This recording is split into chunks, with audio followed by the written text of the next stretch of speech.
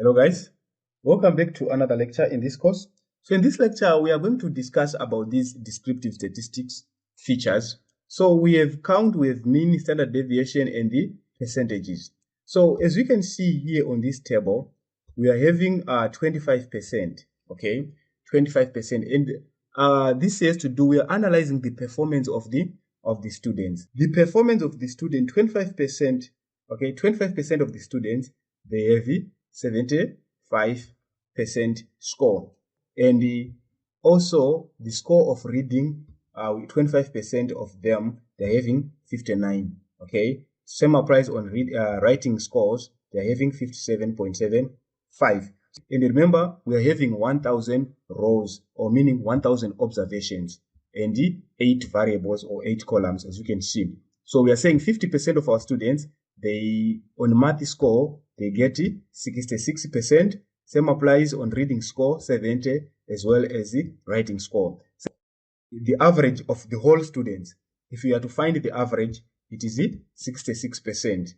Okay, so it means that most of our students have passed this test, both on reading, writing, and the mathematical problem solving. Most of our students passed because the average is above 50. So this is what we can see, that the observation or the total number of the students that we are having, it's 1000, but majority of them, they have managed to pass the test.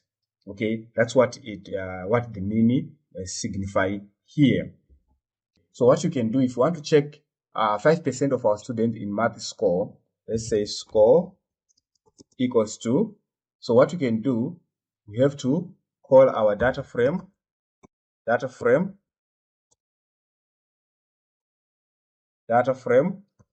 then we isolate the data that we want to check on, which is math score.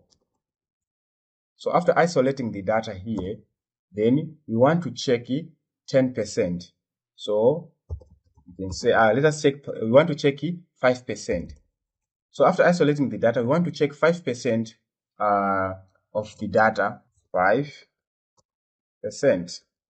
is equals to numpy dot percentile, then our score here, then we want to check 5%. Then print 5%.